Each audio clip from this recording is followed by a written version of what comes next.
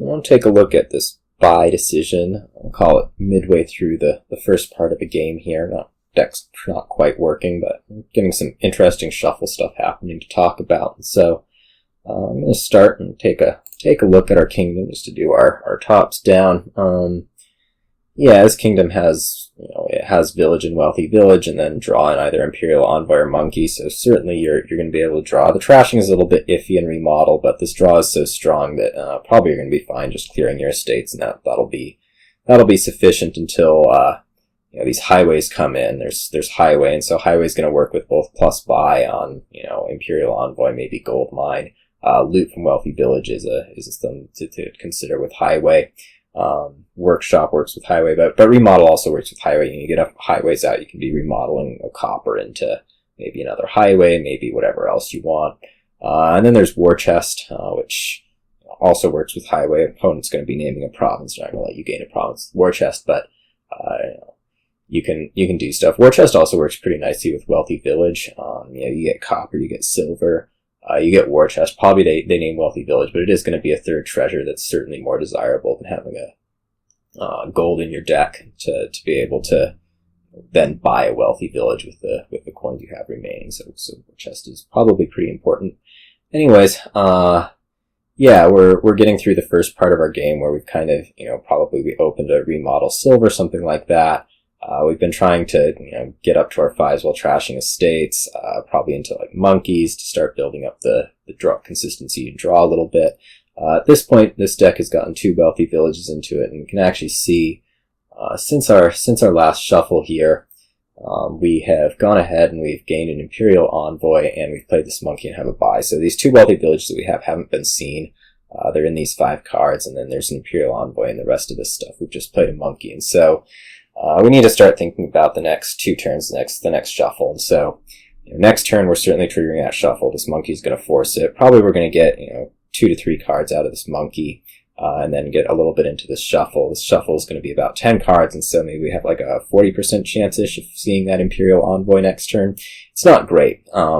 These wealthy villages, there are only wealthy villages, so if we don't see the Imperial Envoy next turn, this Imperial Envoy is going to be sad. It's going to be trying to dead draw, which is certainly not ideal. So there's some considerations about this.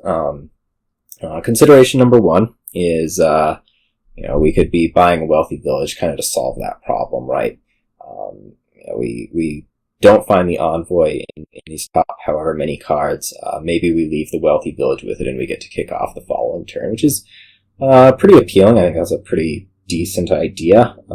It's maybe a little bit unnecessary. If you look at this deck, it's not actually that action heavy right now. There's a lot of treasures, and so although we might be dead drawing stuff with the Imperial Envoy, it's unclear whether we would actually care that much. The one issue is like if we end up dead drawing stuff with the Imperial Envoy, we may get a little bit of nasty village draw separation, which again would be kind of nasty.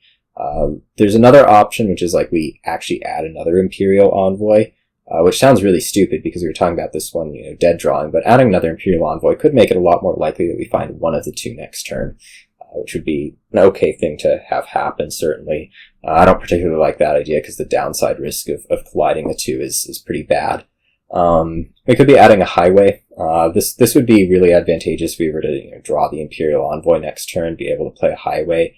Probably able to buy 2 of these 5 costs at that point, which would be quite nice to be doing.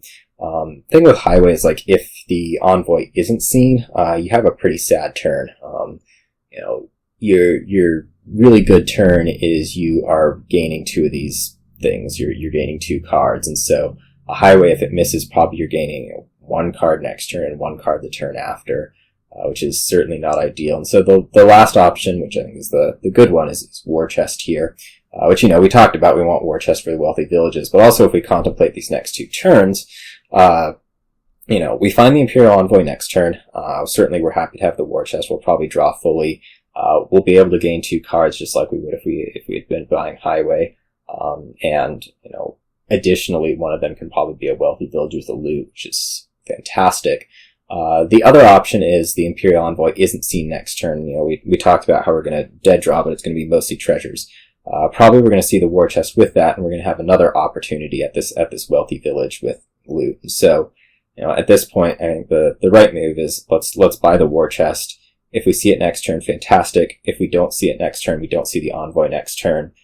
Probably we get a good enough turn. We still get to gain 2 things on the turn after this next one.